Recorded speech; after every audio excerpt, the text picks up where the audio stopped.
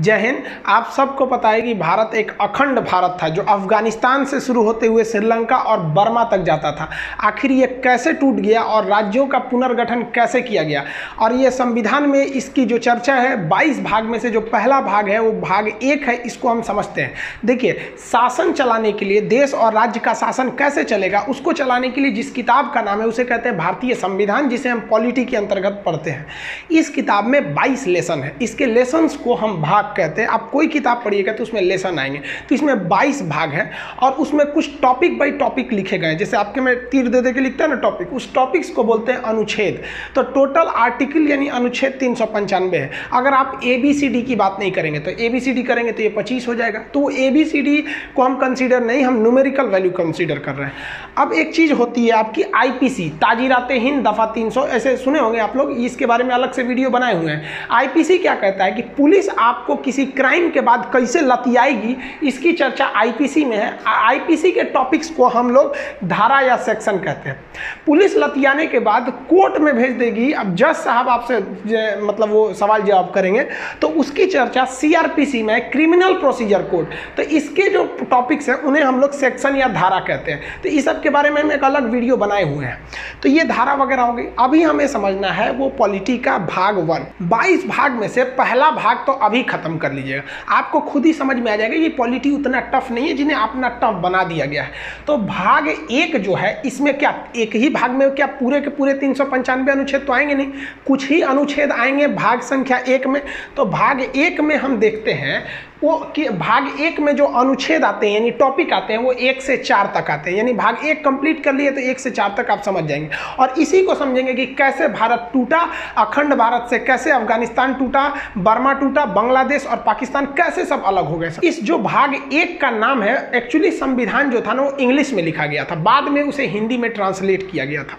तो भाग 1 का नाम है यूनियन एंड इट्स टेरिटरी। जो संघ है वो भारत का एक जो संघ है और उसका क्षेत्रफल कहाँ कहाँ तक है, राज्य क्षेत्र मतलब एरिया कहाँ कहाँ तक है जहाँ भारत के नियम लगेंगे। तो ये तो चैप्टर 1 की बात हो गई। अब इसमें क्या क्या लिखा गया है वो अनुच्छेद के हिसाब से। तो पहला अनुच्छेद यानी फर्स्ट आर्टिकल में क्या लिखा गया है, तो इसमें 3 बातें लिखी गई हैं। पहले आप नॉर्मली तीनों बातों को समझिए। अनुच्छेद 1 यानी आर्टिकल 1 में पहली बात जो लिखी गई है, भारत राज्यों का एक संघ है यानी यूनियन है। भारत, यहाँ पे ना इंडिया और भारत दोनों शब्द है, लिखा गया है कि इंडिया यानी भारत। तो सुप्रीम कोर्ट में भी यह पिटीशन किया गया था कि भारत का नाम इंडिया से हटाकर भारत कर दिया जाए, क्योंकि हर जगह भारत का प्रयोग होता है। हम कहते हैं भारत माता की जय, नहीं कहते हैं इंडिया माता की जय। हमें भारत रत्न दिया जाता है। राष्ट्रीय गान में भी जनगण मन अधिनायक जय है, भारत भाग्य विधाता। हर जगह ही आप जहां भी देखेंगे वो भारत ही प्रयोग ज्यादा होता है। तो सुप्रीम कोर्ट ने कहा कि यह फालतू का पिटीशन है। सुप्रीम कोर्ट ने कहा कि इसका कोई औचित्य नहीं है, क्योंकि संविधान में ऑलरेडी कह दिया गया इंडिया डेट इज भारत। तो दोनों ही नाम कंसीडर है आपके भारत के लिए। तो भारत जो है वो देश नहीं है, यहां क्या कहा गया है, यूनियन ऑफ स्टेट, राज्यों का एक संघ है। अब संघ और फेडरेशन में कुछ अंतर होते हैं, पहले उसे समझ जाइए। देखिए, हम लोग फेडरेशन में नहीं आते हैं, हम लोग आते हैं यूनियन में। 3 चीजें होती हैं, एक होता है कॉन्फेडरेशन, एक होता है फेडरल और एक होता है यूनियन। तो हम लोग आते हैं यूनियन में। कॉन्फेडरल उसे कहते हैं परिसंघ हिंदी में, जिसमें छोटे छोटे राज्य आपस में जुटकर और अपनी थोड़ी थोड़ी शक्तियां केंद्र सरकार को देकर एक देश का निर्माण करते हैं। यह परिसंघ बड़ी कमजोर होता है, इससे कोई भी देश आसानी से अलग हो जाते हैं। लेकिन फेडरल थोड़ा सा अलग होता है। फेडरल में राज्य मिलकर एक देश का निर्माण करते हैं और हर राज्य जो होते हैं वो अपनी कुछ शक्तियां देश को दे देते हैं और कहते हैं कि भाई साहब आप इन शक्तियों का प्रयोग करिए। लेकिन फेडरल और कॉन्फेडरल दोनों में देखिए, कॉन्फेडरल का ही थोड़ा सा सभ्य रूप, थोड़ा शक्तिशाली रूप फेडरल है। फेडरल में कोई भी राज्य उस देश से अलग हो सकता है और यूनियन एक ऐसा देश होता है जिसमें राज्य अलग नहीं हो सकते। तो मेन यही अंतर है कि फेडरेशन वह राज्य होता है जिसमें कोई भी राज्य अलग हो सकते हैं उस देश से। यूनियन एक ऐसा देश होता है जिसमें कोई अलग नहीं हो सकता है। कॉन्फेडरल ऐसा होता है जिसमें जब मन तब अलग हो सकते हैं। तो भारत फेडरल नहीं है, भारत एक यूनियन है। यहाँ के कोई भी राज्य भारत से अलग नहीं हो सकते हैं। जम्मू कश्मीर एड़ी चोटी लगाते रह गया, उसे समझ में आ गया कि अलग होने वाले वाले नहीं है, चाहे वो 7 सिस्टर के लोग हो जाए, जो राज्य पहले थोड़ा सा मांग उठा था उन लोग का भी। तो यूनियन और फेडरेशन में यही अंतर होता है। अमेरिका देखेंगे तो अमेरिका एक फेडरेशन है और भारत एक यूनियन है। अमेरिका फेडरेशन इसलिए है कि इसके जो राज्य हैं एक समझौता करके एक देश का निर्माण किए हैं, अतः समझौता टूटा तो ये राज्य टूट जाएंगे। कई बार अमेरिका टूटा भी है। अभी जो 50 राज्य है ना, तो आप देखेंगे उन 50 राज्यों का संविधान अलग है, उन 50 राज्यों का झंडा अलग है, उन 50 राज्यों की नागरिकताएं अलग है। तो ये देखिए, हम यहाँ पे 50 राज्यों का झंडा लगा दिए, जैसे यहाँ पे अलास्का का है, एरिजोना का है, यहाँ पे कई राज्य हैं, इसके टेक्सास है, जॉर्जिया है। तो सब राज्यों का झंडा अलग है, करेंसी एक ही रहेगी, फ्लैग वगैरह अलग रहते हैं। तो ये फेडरेशन है। अगर कल को चाहता है फ्लोरिडा, जैसे ये फ्लोरिडा यहाँ राज्य है, इसका झंडा इस टाइप का है, चाहेगा कि अमेरिका से अलग हो जाए तो समझौता तोड़ के अलग हो सकता है फेडरेशन। लेकिन ये फेडरेशन पढ़े लिखे लोगों में सफल होता है, अनपढ़ लोगों में ये फेडरेशन सफल नहीं हो पाएगा। तो भारत ने देखा कि अगर हम फेडरेशन बनाएंगे भारत को, संविधान वालों ने देखा तो यहाँ 75 भाषाएं बोली जाती हैं, अलग अलग रहन सहन है। उत्तर भारत में लुंगी का प्रचलन नहीं है, दक्षिण भारत में लुंगी एक महत्वपूर्ण प्रावधान उन लोग का होता है, कपड़े में गिना जाता है। जबकि उत्तर भारत, राजस्थान में देखेंगे तो पगड़ी है, पंजाब का अलग है। तो उन्होंने देखा कि भाई अगर हमने फेडरेशन बना दिया तो आगे चल के ये अलग हो जाएंगे। इसलिए भारत ने फेडरेशन न चुन के भारत ने यूनियन बनाया। यूनियन को भी हिंदी में संघ कहते हैं, फेडरेशन को भी हिंदी में संघ कहते हैं। इसलिए अगर आपसे क्वेश्चन पूछेगा भारत राज्यों का क्या है, तो ऑप्शन डी पे लिखा होता है संघ, उसे मत मारिएगा। ऑप्शन बी पर लिखा जाता है यूनियन, तो उसे मारिएगा, क्योंकि संघ की तो दो इंग्लिशें होती हैं, फेडरेशन भी होता है, यूनियन भी होता है।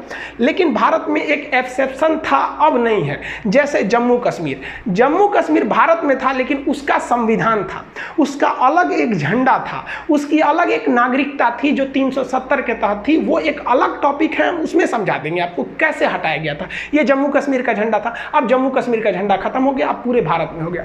तो अब भारत पूर्णतः यूनियन हो चुका है। यहाँ के कोई राज्य अलग नहीं हो सकते, ये अलग हो सकते हैं। और ये शुरू में तो और कमजोर था यहाँ का नियम कानून, तो वो कॉन्फेडरल था। कॉन्फेडरल फेडरल से ही कमजोर होता है। आप एक ऐसे एग्जाम्पल में समझिए, हम एक दीवार बना रहे हैं, नॉर्मली ईंटा साज दिए, यहाँ कोई सीमेंट का प्रयोग नहीं किए, तो सबसे कमजोर दीवार होगी। जब मन तब कोई ईंटा खींच सकते हैं, यानी एक इसको देश समझिए तो ईंटे को राज्य समझिए, आराम से निकल जाएगा। तो ये कॉन्फेडरल है, परिसंघ है, ये सबसे कमजोर होता है। अभी ये दुनिया में कहीं नहीं देखने को मिलता है। लेकिन इसी ईंट के बीच में अगर हम सीमेंट लगा के जोड़ दें तो ऐसी दीवार बन जाएगी। तो ये हो जाता है फेडरल यानी संघ, जो अमेरिका है। लेकिन अगर छीनी हथौड़ी से आप थोड़ा सा ठोक ठाक करिएगा तो ये आराम से टूट सकता है। अतः फेडरल में अगर समझौता टूटा तो राज्य टूट जाएंगे। लेकिन अगर इसी राज्य ये ईंट के ऊपर प्लास्टर कर देंगे इस तरह से, अब भाई साहब ईंट से जुड़ा हुआ है, बाहर एक प्लास्टर है, तो वो प्लास्टर भी हो गया, अब तो निकल ही नहीं सकता है। तो सबसे मजबूत जो होता है वो यूनियन होता है। तो भारत यूनियन है, लेकिन हिंदी दोनों का एक ही हो जाता है, संघ, इसलिए कंफ्यूजन नहीं होंगे। तो भारत के जितने राज्य हैं, जो लोग मतलब अब तो कोई भी राज्य ऐसा नहीं कहता कि भारत से टूटेंगे, वो कश्मीर का था मैटर, वो तो सॉल्व हो गया। तो भारत राज्यों का एक संघ है, ये चीज आप समझ में आ गया। हम लोग यहाँ पर आते हैं यूनियन में। दूसरा, इसी आर्टिकल 1 में बोला गया है कि भारत में जो राज्य हैं वो हमको कैसे पता चलेगा कि भैया कौन कौन राज्य हैं। मान लीजिए विवाद हो गया कि बिहार भारत का राज्य है कि नहीं है, तो कहीं ना कहीं एक लिखा हुआ होना चाहिए कि नहीं होना चाहिए। तो आर्टिकल 1 में वो लिखा ही नहीं है कि बिहार भारत का राज्य है, बल्कि वो एक इशारा कर दिया है कि राज्यों को पहली अनुसूची में रखा गया है। अनुसूची क्या होती है? एक अलग से एक टॉपिक बना दिया गया है। जैसे ये भारत का संविधान है, इतना मोटा नहीं है, ये बाइलिंगुअल है, एक और इंग्लिश लिखा है, एक और हिंदी लिखा है, इसलिए मोटा लग रहा होगा। इसका आधा है, इतना ही है संविधान, आप पढ़ लेंगे समझ में आ जाएगा। तो इसमें कहा गया है कि हम पहली अनुच्छेद यानी आर्टिकल में नहीं बताएंगे कि कौन कौन सा राज्य है। अगर आप ये जानना चाहते हैं, राज्यों के नाम जानना चाहते हैं, तो आप जाइए अनुसूची शेड्यूल में जाइए। तो संविधान के शुरुआत में ही 4 पन्ना जोड़ दिया गया है, जिसे कहते हैं शेड्यूल। और इसी शेड्यूल में हर एक राज्यों के नाम लिखे गए हैं, कौन कौन से राज्य हैं। तो जब भी विवाद होगा कि कौन सा राज्य भारत का है या नहीं, तो आप अनुच्छेद 1 में आएंगे तो यहां आपको एक दूसरा डायरेक्शन दिया जाएगा कि आपका कॉल फॉरवर्ड किया जा रहा है शेड्यूल की ओर। तो राज्यों को किस अनुसूची में रखा गया है? पहली अनुसूची में। और इसमें एक और बात कहा गया है, अब दिल्ली हो जाएगा, कहेगा हम केंद्र शासित प्रदेश है, राजस्थान कहेगा हम पूरा राज्य है। अब राज्यों की भी कैटेगरी है, तो इसको भी अनुच्छेद 1 में रखकर दूसरे ओर डाइवर्ट किया गया। कहा गया है कि भारत में जितने भी राज्य हैं इस संविधान के तहत उन्हें 3 प्रकार से बांटा जाएगा।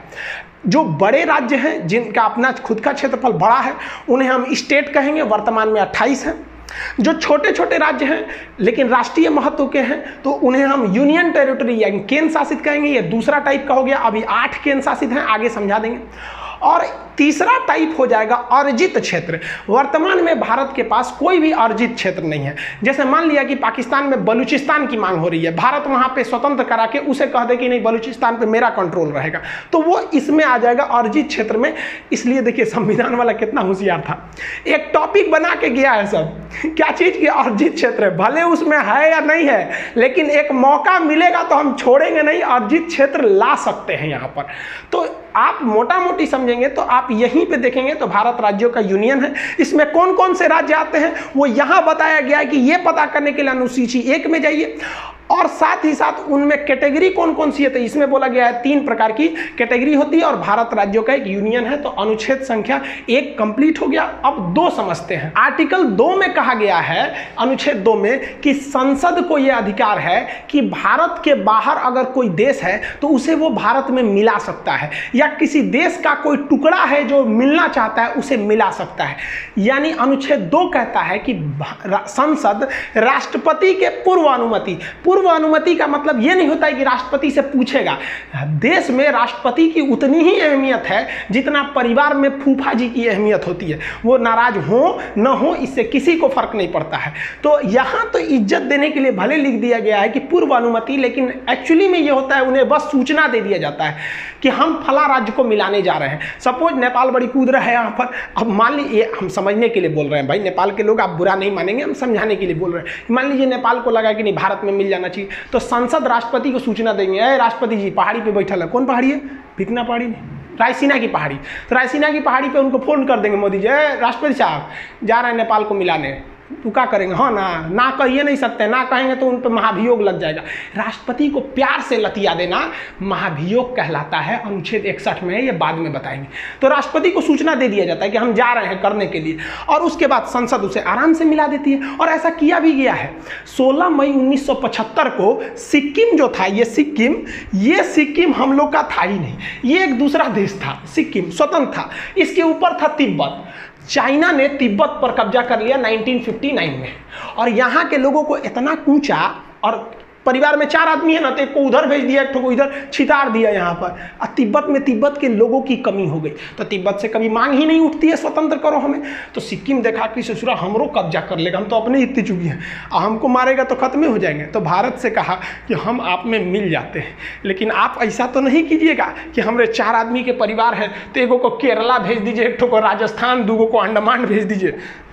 भारत ने कहा कि देखिए भाई, हम वसुधैव कुटुंबकम के रहने वाले, यदि आप हमारे में मिलेंगे तो आपको वो सारे अधिकार दिए जाएंगे जो भारत के अन्य जितने राज्य हैं उन्हें ये अधिकार प्राप्त हैं। तो इस प्रकार सिक्किम राजी हो गया। तो 16 मई 1975 को सिक्किम भारत का 22वां राज्य बन गया। समझ में आ गया कि नहीं आ गया? लेकिन सिक्किम डायरेक्ट नहीं बना था, सिक्किम उसके लिए कुछ काम किया था। पहले वो ट्राई किया था कि भारत में हमें रहना ठीक है कि नहीं। तो इसके लिए संविधान में 35वां संशोधन किया गया 1974 में, और सिक्किम को एक सह राज्य बनाया गया कि वो ना मेरा राज्य है ना पड़ोसी है, वो विदेशी है लेकिन हमारी तरह एकदम सह राज्य, मतलब एक साथ को स्टेट की तरह व्यवहार करेगा। और इसके लिए संविधान में एक स्पेशल अनुच्छेद जोड़ा गया था, अनुच्छेद 2 का ए। लेकिन बाद में सिक्किम के लोगों को लगा कि नहीं, ये तो भारत एकदम हमारी तरह है। तो सिक्किम को अगला संशोधन करके 36वां संशोधन 1975 में करके सिक्किम को भारत का 22वां राज्य बना दिया गया।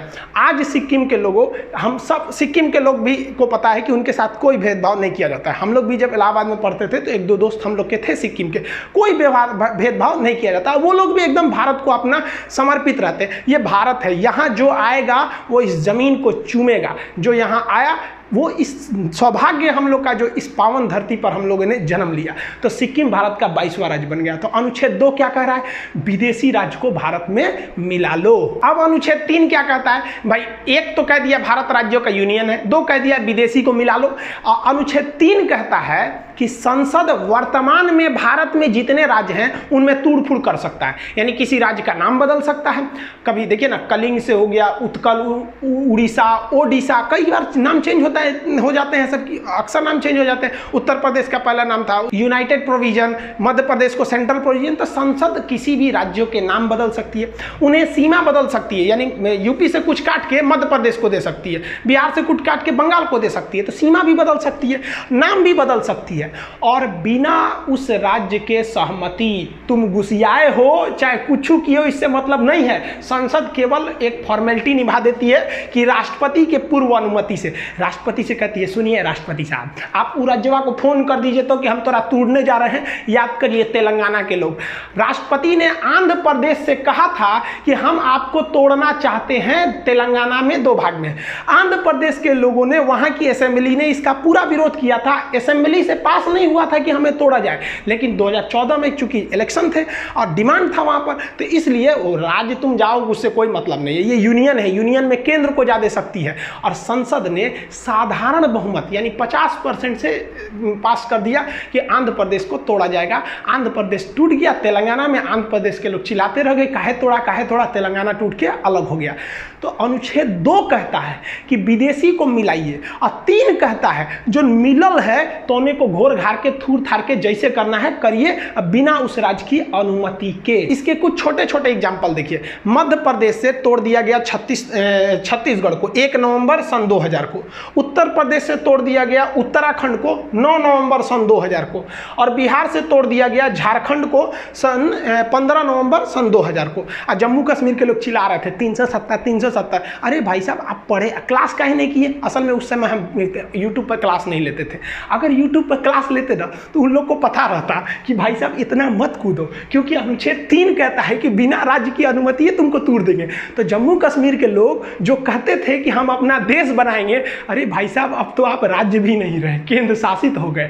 यही हो गया भाई साहब। हिटलर ने भी क्या कहा था कि जनता को इतना न चूस दो कि जिंदा रहने को ही वो अपने लिए विकास समझे।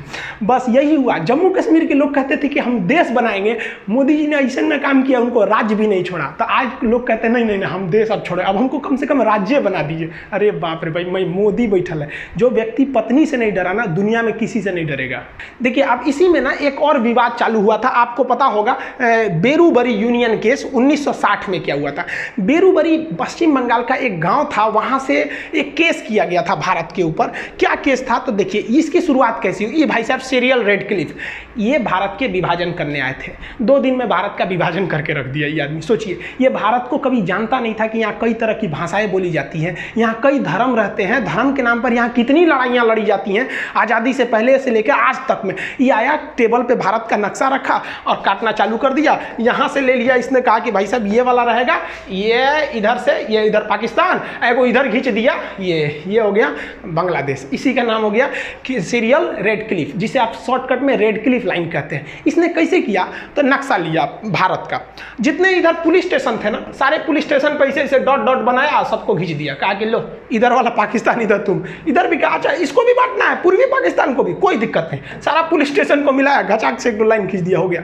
पता चला किसी का घर इंडिया में रह गया, खेत बांग्लादेश में चल गया, किसी का द्वारा इंडिया में है, आंगना चल गया बांग्लादेश में। अजब अजब कांड करके चल गया। अरे भाई इनका अपना रहता तब ना समझ में आता, यही कांड हो गया। इसमें सबसे फेमस हो गया बेरूबरी। बेरूबरी क्या था तो वो भारत में था, यहाँ बांग्लादेश में था, यहाँ पर भारत में। लेकिन इसको ना रियल में जाना चाहिए था बांग्लादेश में, क्योंकि यहाँ सारे लोग मुस्लिम थे, लगभग 90% से ज़्यादा लोग मुस्लिम थे। और बांग्लादेश में भी कुछ ऐसे जगह थे जहाँ पर 90% से ज़्यादा लोग हिंदू थे। इन्हें आना चाहिए हिंदुस्तान में और इस जमीन को जाना चाहिए बांग्लादेश में, ये होना चाहिए। तो भारत ने सोचा कि एक काम करते हैं, बदला बदली कर देते हैं। कहते हैं कि भाई वो मेरी ज़मीन है, तुम रख लो और वहाँ के लोग को यहाँ भेज दो। ये तुम्हारी ज़मीन है बांग्लादेश, इसे हम रख लेते हैं, यहाँ के लोगों को तुम रख लेते हो। तो कितना अच्छा था। लेकिन जब ये मामला गया तो सुप्रीम कोर्ट में नेहरू जी ने, उस समय नेहरू जी प्रधानमंत्री थे, उन्होंने सोचा कि आराम से करा लेंगे। खान सर तो बताइए किए हैं कि संसद कुछ भी कर सकती है, राज्यों के नाम परिवर्तन सीमा कर सकती है। लेकिन भाई साहब खान साहब से ज़्यादा होशियार है सब सुप्रीम कोर्ट का जज। सुप्रीम कोर्ट ने कहा कि ये नेहरू जी, ये जो नियमवा लग रहा है ना, ये केवल हिंदुस्तान पर लागू होता है कि आप एक राज्य को तोड़ के दूसरे को दे सकते हैं। आपका मन है तो आप पटना जिला को उठा के राजस्थान को दे दीजिए, आप अंदर जितना खरमंडल मचाना है मचाइए, लेकिन ये अधिकार आपको कोई नहीं देता है यहाँ से अनुच्छेद 3 से कि आप भारत के किसी जमीन को विदेश को दे दीजिए। इसके लिए आपको संविधान में संशोधन करना पड़ेगा। तो नेहरू जी ने सोचा संविधान में संशोधन कर दे और इस मामला को सल्टा दे, लेकिन भारत में बड़ी विरोध हो गया। सोचिए नेहरू जी से एक समय से मामला अटकता हुआ अब बांग्लादेश और भारत के लोगों में बड़ा वो होने लगा कि भाई आप खुद सोचिए ना कि आप छोटे से एरिया में घिर के रह गए। नरेंद्र मोदी जी जब आए तब उन्होंने शेख हसीना से जाके ये समझौता करके संसद में पारित कराया। सोचिए नेहरू जी के समय का मामला आट के नरेंद्र मोदी जी किए, लेकिन नरेंद्र मोदी जी का कोई जनता विरोध नहीं किया, लेकिन नेहरू जी का विरोध किया। तो हमारे देश में भी एक खराबी है, हम लोग ये नहीं देखते हैं ना कि देश के लिए सही है या गलत है, हम लोग पार्टी का चेहरा बन जाते हैं, ये गलत है। आखिर वही काम कर रहे थे, जल्दी से उलट जाता। खैर राजनीतिक में नहीं जाना चाहिए। अब भाग 1 में केवल 4 अनुच्छेद थे, 1, 2, 3, 4। चौथा पर ये बड़ा सिंपल है। चौथा कहा गया है कि जब संसद अनुच्छेद 2 का प्रयोग करेगी यानी किसी विदेशी राज्य को मिलाएगी, या अनुच्छेद 3 का प्रयोग करेगी यानी किसी राज्य को तोड़ेगी, तो उसके लिए राष्ट्रपति से किसी विशेष अनुमति की जरूरत नहीं है, क्योंकि इसे अनुच्छेद 368 के बाहर रखा गया है। जिसे 368 में रख दिया जाता है उसमें राष्ट्रपति का साइन होना जरूरी है, लेकिन इन दोनों चीज को राष्ट्रपति का साइन की जरूरत नहीं है, क्योंकि पहले ही राष्ट्रपति को सूचना दे दिया जाता है कि हम विदेशी राज्य को मिलाने जा रहे हैं और या वर्तमान को तोड़ने जा रहे हैं। अब इस अनुच्छेद में कुछ छुपी हुई बातें क्या हैं, ध्यान से समझिए, जिसे हम रेड कलर से लिखें। अनुच्छेद 4 कहता है कि किसी विदेशी राज्य को मिलाने के पहले या वर्तमान किसी राज्य को तोड़ना अगर चाहते हैं तो आपको संसद में 2/3 यानी 66% वोट की जरूरत नहीं है, आपके पास केवल 50% वोट है, तो आप समझिए कि आप कर सकते हैं। और आप बताइए 50% वोट मतलब 545 जो है, हमारे यहाँ कितने हैं सर, 545। इसका अगर आप में निकालेंगे 50% तो 272 होता है, तो जिसे 273 मान लेते हैं। 72.5 आदमी कैसे आएगा, काट के नहीं ना आएगा, 273। तो 273 कोई हम साधारण बहुमत कहते हैं, जिसे 50% हो गया। तो अब बताइए 273 सरकार के लिए चाहिए, तो यानी जो भी सरकार है उसके पास 273 बहुमत है और वो आराम से इस दोनों काम को कर सकती है, यानी ज़्यादा तामझाम करने की ज़रूरत नहीं है। दूसरा इसमें छुपी हुई बात क्या है कि ये विधेयक यानी 2 और 3 का प्रयोग करते पहले, यानी विदेशी राज्य को मिलाने और वर्तमान राज्य को तोड़ने से पहले ही हम राष्ट्रपति को सूचना दे देते हैं कि हम ये करने जा रहे हैं। इसलिए राष्ट्रपति को ये अधिकार ही नहीं है कि राष्ट्रपति उसको लौटाए कि आपने ऐसा क्यों किया, भाई हम तो पहले ही आपको सूचना दे दिए थे। इसलिए राष्ट्रपति इस पर साइन करने के लिए बाध्य है। बाध्य बनाने के लिए इसे 368 के बाहर रखा गया है। और इस अनुच्छेद की और छुपी हुई बात क्या है कि हमारे संविधान में एक अनुसूचियां हैं, कई 12 अनुसूचियां हैं। उस अनुसूची में 1 में लिखा गया है कौन कौन सा राज्य है। अब एक बात बताइए, आप किसी विदेशी राज्य को मिला लिए या किसी राज्य को तोड़ दिए, तो अनुसूची 1 में भी तो जाके वहां चेंजिंग करना पड़ेगा ना कि भैया हमने ये वाला राज्य मिला दिया या ये वाला राज्य तोड़ दिया। तो अनुसूची 1 में भी आपको चेंजिंग करना पड़ेगा। इसी के साथ उसमें भी राष्ट्रपति टोक-टाक नहीं करेंगे। और अनुसूची 4 जो है उसमें लिखा गया है कि किस राज्य से कितने सांसद उठेंगे राज्यसभा के लिए। तो भाई आपने तोड़ दिया या मिला दिया तो जेन्युइन है, कुछ चेंज हो जाएगा। तो साथ ही साथ आपको अनुसूची 4 में भी चेंजिंग करना पड़ेगा और उसमें भी आपको कोई रोक टोक नहीं करेगा। ये संविधान का था आपका भाग संख्या 1। तो संविधान का भाग 1 अनुच्छेद 1 से 4 तक चालू होता है, जो कंप्लीट हो गया। 1 कहता है भारत राज्यों का यूनियन है, 2 कहता है विदेशी को मिलाओ। देखो संविधान वाला कितना होशियार था सर, पहले कहा कि विदेशी को मिला लो 2 में, और उसके बाद कहा अब मिल गया ना, अब जो वर्तमान में अब आ गया, अब इसको कूच काच करके कुछ भी करते रहो, कोई दिक्कत नहीं है। और अनुच्छेद 4 में कहा है कि ये दोनों काम आप साधारण बहुमत से कर सकते हैं, राष्ट्रपति इसमें बाध्य रहेंगे आपकी बात को मानने के लिए। अब अखंड भारत को समझते हैं। ये नक्शा देखिए, ये है हमारा अखंड भारत। इतना बड़ा भारत था, लेकिन इसके टुकड़े होते गए क्योंकि हम आपस में लड़ते गए थे, इसीलिए टुकड़े हुए। सबसे पहले जो हुआ 1893 में डूरंड लाइन खींच दी गई। यहाँ पर इंडिया पाकिस्तान के बीच में, अफगानिस्तान और पाकिस्तान तो उस समय भारत में ही था, यहाँ खींच दिया गया डूरंड लाइन। उस पार हो गया अफगानिस्तान, यानी अफगानिस्तान को अंग्रेजों ने साइड कर दिया क्योंकि वहाँ पहाड़ वगैरह ज़्यादा था, उतना उपयोगी नहीं था। तो ये हो गया डूरंड लाइन। ये वर्तमान में अलग करती है अफगानिस्तान और पाकिस्तान को, लेकिन जब ये खींचा गया था तो ये अफगानिस्तान और भारत की सीमा बनाती थी। एक डूरंड कप भी होता है, एक मैच जो फुटबॉल से संबंधित होता है, अक्सर क्वेश्चन पूछता है। तो ये अखंड भारत का पहला टुकड़ा। अखंड भारत का दूसरा टुकड़ा हो गया 1935 में। 1935 में यहाँ से म्यांमार जो उस समय उसका नाम था बर्मा था, ये अलग हो गया यहाँ से, और इस साइड से ये देखिए ये पाकिस्तान अलग हो गया। अब पाकिस्तान का विभाजन इस आधार पर हुआ था कि जिधर मुस्लिमों की संख्या ज़्यादा है उसे पाकिस्तान बना दिया जाए। तो इधर भी मुस्लिम ज़्यादा थे तो ये हो गया पश्चिमी पाकिस्तान, और ये हो गया पूर्वी पाकिस्तान, जो आगे जाकर बांग्लादेश हो गया। इस पर एक अलग वीडियो बना दिए हैं, बांग्लादेश कैसे अलग हुआ था। अब बच गया हिंदुस्तान, इतना बढ़िया। अब ये हो गया आपका सीरियल रेड क्लिप रेखा, जो भारत पाकिस्तान को विभाजन करती है, और भारत बांग्लादेश के बीच जो है बॉर्डर, उसे हम लोग जीरो लाइन के नाम से जानते हैं। भारत को जब आज़ादी मिली तो भारत का निर्माण करना इतना आसान नहीं था, और वल्लभ भाई पटेल को कोई ऐसा ही लौह पुरुष नहीं कहता है। ये भारत का नक्शा देखिए, यहाँ जो आप रेड कलर वाला एरिया देख रहे हैं, केवल वहीं पर अंग्रेज शासन करते थे, जबकि पीले वाले एरिया में भारतीय राजाओं का शासन था, जो अंग्रेजों के चमचे बने हुए घूम रहे थे। तो अंग्रेजों के जो चमचे बने के घूम रहे थे, तो उन्हें हम लोग देसी रियासत कहते थे। तो जब देश आज़ाद हुआ तो भारत में कई देसी रियासत थे। तो अंग्रेजों ने कहा कि देखिए भाई साहब, ये जो मेरा ब्रिटिश वाला एरिया है हम तो आपको दे ही देंगे, लेकिन उन्होंने इस पीले वाले क्षेत्र से कहा कि आप या तो पाकिस्तान में मिल जाइए या तो भारत में मिल जाइए, आपका मन तो आप स्वतंत्र राज्य भी बना सकते हैं, एक देश भी बना सकते हैं। तो पाकिस्तान में कुल 13 देसी रियासतों ने विलय कर लिया। इसकी बात छोड़िए, यहाँ पर भारत की बात करते हैं। भारत में जो प्रिंसली स्टेट थे, जो देसी रियासत थे, उनकी संख्या 552 थी। इन 552 राज्यों को मिलाकर एक फेडरेशन बनाना संभव नहीं था, क्योंकि फेडरेशन बनाते तो फिर टूट जाते हैं। इसलिए सरदार पटेल की जिम्मेदारी दी गई कि इसको मिलाकर यूनियन बनाइए। इस काम में 3 लोगों की महत्वपूर्ण भूमिका है, सरदार पटेल, वीपी मेनन उस समय के आईएएस अधिकारी सचिव हुआ करते थे, और माउंटबेटन का भी योगदान है। ये तीनों क्वेश्चन पूछता है। एक बार एग्जाम में पूछा था कि राज्यों के एकीकरण में किसका योगदान था, सरदार पटेल और वीपी मेनन का नाम ही नहीं था, तो उस समय आप लगाएंगे माउंटबेटन को। इन तीनों लोगों की ने मिलकर 552 राज्यों को आपस में मिला दिया। लेकिन 3 राज्य ससुरे बड़ी मनबड़ था सब। अब वो 3 राज्य कौन कौन से, तो भाई एक हैदराबाद, यहाँ देखिए ये जो देख रहे हैं ना, ये पहले एक स्टेट हुआ करता था हैदराबाद, आज भले एक शहर है, एक स्टेट हुआ करता था। हैदराबाद के राजा का अलग ही डिमांड था, उनको अलग राज्य चाहिए था। अरे भाई साहब, भाई ये अलग देश कहाँ बनाएंगे बिचुआ में से, यहाँ से अलग देश के लिए। लेकिन यहाँ पर अराजकता फैल गई, मारपीट बहुत होने लगा। तो सरदार पटेल ने चारों ओर से पुलिस भेज दिया, चारों ओर से। वो आर्मी थी, पुलिस की वर्दी में गई थी, जिसका नाम दिया गया ऑपरेशन पोलो।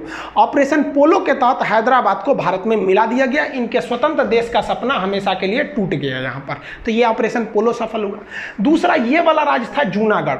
जूनागढ़ क्या था कि जूनागढ़ की जनसंख्या जो थी, अधिकतर जनसंख्या हिंदू थी, लेकिन वहाँ के राजा जो थे वो मुस्लिम थे। तो जूनागढ़ ने कहा कि नहीं भाई, हम पाकिस्तान में जाना चाहते हैं। अरे भाई साहब, तू यहाँ से पाकिस्तान में कैसे जाएगा? तो सरदार पटेल ने जूनागढ़ में रेफरेंडम करा दिया, जनमत संग्रह। वहाँ के लोगों से पूछा आप कहाँ रहना चाहते हैं, ज़्यादातर लोगों ने कहा हिंदुस्तान में रहना चाहते हैं। बस जैसे हिंदुस्तान में रहना चाहते हैं, ये वाला भी मैटर सॉल्व हो गया। लेकिन अलग मैटर हो गया जम्मू कश्मीर के साथ। जम्मू कश्मीर की सिचुएशन थोड़ी अलग थी। यहाँ जनता ज़्यादातर मुस्लिम थी, लेकिन राजा हिंदू थे, राजा हरि सिंह। और राजा हरि सिंह ने अलग टाइप का डिसीजन ले लिया। उन्होंने कहा कि ना हम भारत में मिलेंगे और ना ही हम पाकिस्तान में मिलेंगे, हम एक अलग देश बनाएंगे। तो अंग्रेजों ने तो खुली छूट दी थी कि भाई जिन्हें अपना देश बनाना है बना ले। तो भारत ने कुछ नहीं किया, और लेकिन पाकिस्तान ने ना वहाँ से दगाबाजी किया। पाकिस्तान आतंकवादियों को घुसा दिया इस एरिया में, धड़ाधड़ यहाँ आतंकवादियों का पूरा घुस गया सब, इतना एरिया में आतंकवादी पूरा घुस गए थे सब। अब राजा हरि सिंह को लग गया कि अगर हम अपना देश बनाने के लिए चलेंगे ना तो मेरा परिवार भी नहीं बचेगा।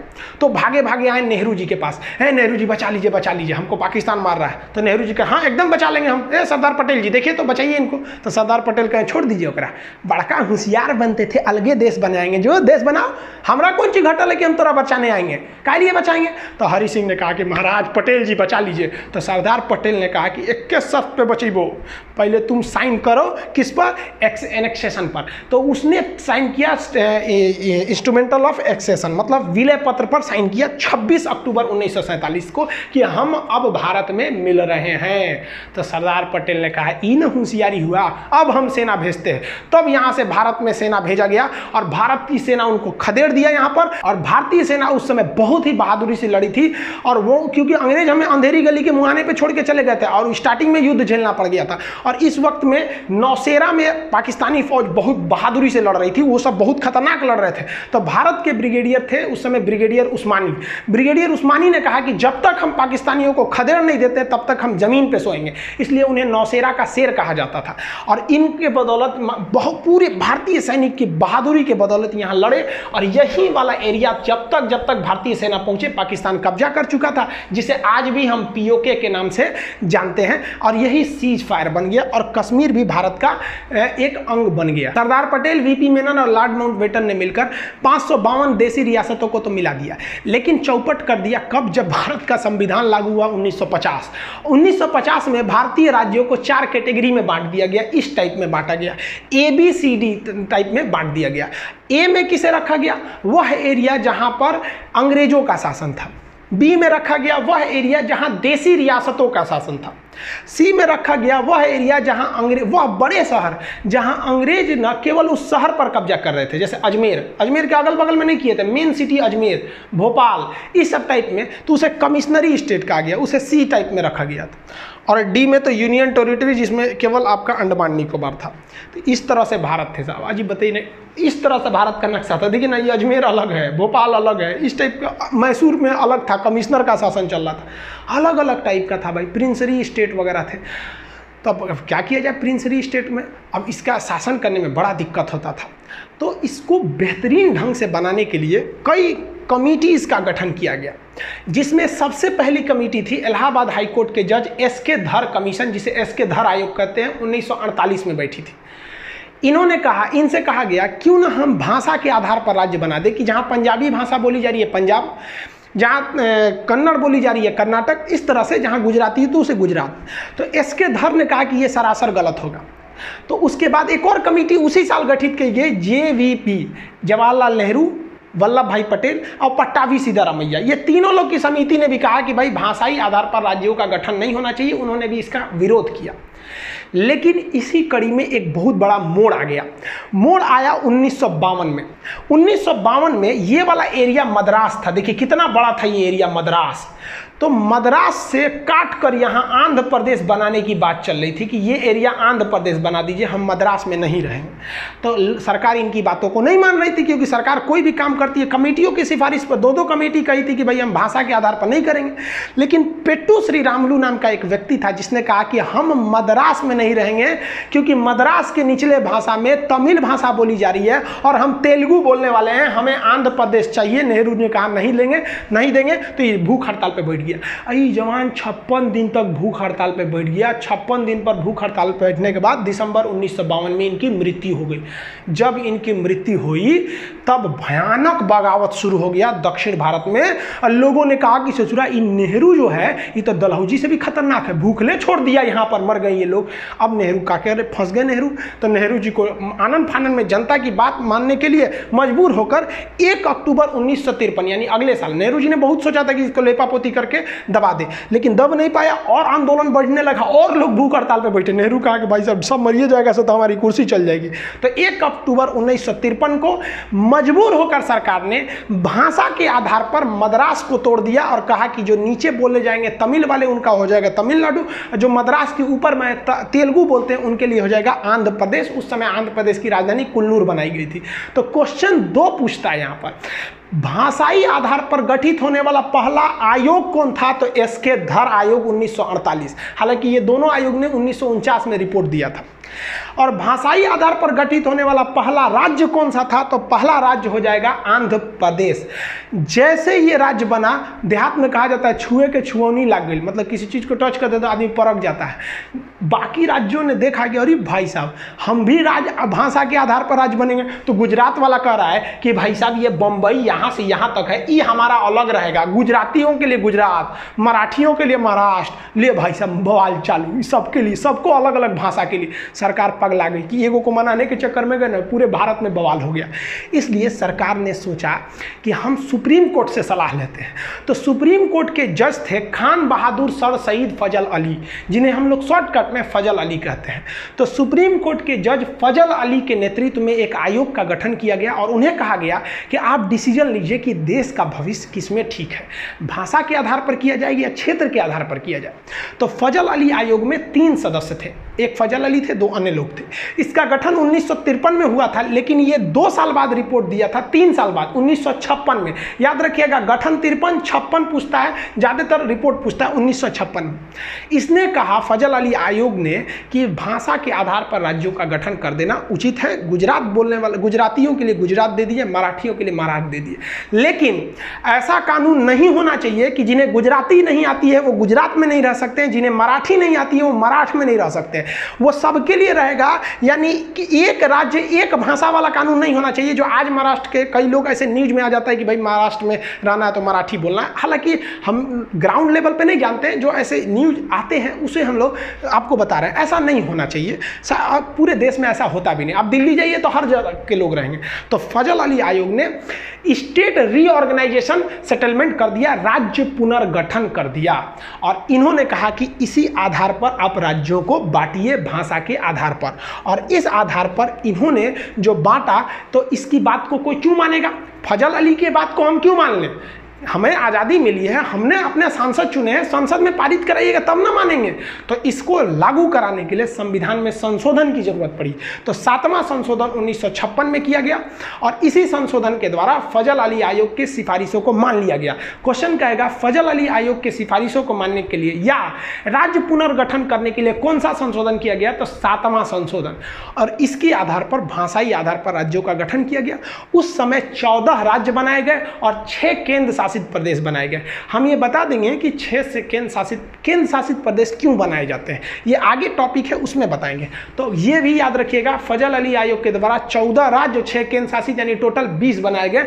उस समय का ये नक्शा है 1956 का टोटल, ये इस हिसाब से। अभी भी गुजरात और महाराष्ट्र एक ही में थे, ये आगे जाकर फिर से अलग हुए। एक समस्या आई थी पंजाब के साथ। पंजाब बड़ा कॉम्प्लिकेटेड था, उसका पुराना नाम था Patiala and east Punjab state union, जिसे हम पेप्सू कहते हैं। इसको विभाजन करने के लिए ना क्या किया गया, एक आयोग का गठन किया गया, एक कमीशन का। उस कमीशन का नाम था शाह आयोग। शाह कमीशन ने 1966 में अपनी सिफारिश दी और कही कि इस पंजाब का विभाजन जरूरी है। इस पंजाब का वह एरिया जो पहाड़ी एरिया यानी हिमालय जहां है, उसे हम हिमाचल प्रदेश बना देते हैं। इस पंजाब का निचला भाग जहां पर हिंदी भाषा बोली जाती है, उस हिंदी भाषा वाले को हरियाणा बना देते हैं। और इस पंजाब का पश्चिमी भाग जहां पर मुख्य रूप से पंजाबी भाषा बोली जाती है, उसे हम पंजाब बना देते हैं।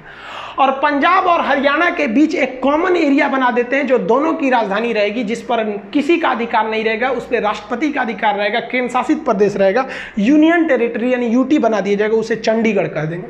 तो जिसे आप पेप्सू देख रहे थे वो 4 भाग में टूट गया। तो पंजाब राज्य का पुनर्गठन किया गया था शाह आयोग के सिफारिश पर। इस प्रकार भारत का एक विशाल साम्राज्य जो अखंड भारत के नाम से जाना जाता था, वो सिमट कर इतने में रह गया जिसमें 28 राज्य बचे। पहले 29 राज्य थे, तो जम्मू कश्मीर से राज्य की दर्जा छीन ली गई, तो राज्य बच गए 28। 9 केंद्र शासित हो गए। पहले केंद्र शासित कितने थे? 7, लेकिन जम्मू अलग और लद्दाख अलग, 2 केंद्र शासित बन गए, तो 7 2 9 हो गए। लेकिन एक डिसीजन लिया गया कि दादरा नागर हवेली और दमन दीव, ये 2 अलग अलग हैं, इन्हें एक में केंद्र शासित बना दिया जाएगा। इस प्रकार केंद्र शासित की वर्तमान संख्या 8 हो गई है और स्टेट्स की संख्या अभी 28 है। आप जनरली थोड़ा सा समझिए, केंद्र शासित क्यों बनाए जाते हैं?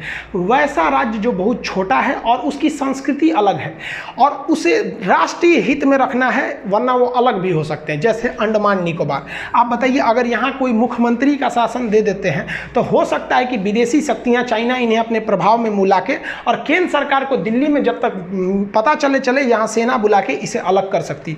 इसलिए सरकार ने इसे केंद्र शासित बना दिया कि यहाँ मुख्यमंत्री रहेगा नहीं, सीधे यहाँ क्या हो रहा है ये दिल्ली डिसाइड करेगी। जैसे यहाँ लक्षद्वीप पाकिस्तान इधर से आके भी मिला सकता है, मुख्यमंत्री को पैसा वैसा दे देगा, कहे कि तुमको और कर देंगे, भाई कुछ भी हो सकता है। इसलिए कहा गया भाई साहब यहाँ तुम ताम झाम करबे नहीं करो, यहाँ का सारा डिसीजन दिल्ली लेगा। ऐसे ही पाकिस्तान यहाँ पे कर रहा था जम्मू कश्मीर में, मोदी जी ने कहा कि एक काम करे भाई, तुम राज्य रहबे नहीं करेगा, मुख्यमंत्री वगैरह नहीं रहोगे यहाँ पर। मुख्यमंत्री क्यों बनाए जाते हैं? वहाँ विधानसभा होती है, तो कह दिया भाई यहाँ का सारा शासन दिल्ली देखेगा। और यहाँ पर एक असेंबली बना दी गई जिसमें मुख्यमंत्री, जैसे केंद्र शासित के मुख्यमंत्री के पास ज़्यादा पावर नहीं रहता है, सारा डिसीजन दिल्ली से लिया जाता है। तो राष्ट्रीय महत्व का होनी चाहिए, संस्कृति अलग होनी चाहिए, देश की मुख्य भूमि से दूर होना चाहिए। कई रीजन है जिसे बनाए जाते हैं, इसके लिए संविधान में अलग प्रावधान है। कौन सा राज्य कब बना, यहाँ पर हम सबका डेट बाई डेट यहाँ लिख दिए हैं। आप इसका स्क्रीनशॉट लेना चाहें तो ले सकते हैं। इसका PDF वगैरह एप्लीकेशन में है। जब तक आप इसी पे क्लास रेगुलर देखिए। आज संविधान का आपने एक भाग को खत्म कर दिया। अभी संविधान में टोटल 22 भाग थे, एक खत्म हो गया, 21 बचा। आई होप आप ये सब चीज़ों को समझ गए होंगे। मिलेंगे नेक्स्ट वीडियो में, तब तक के लिए जय हिंद।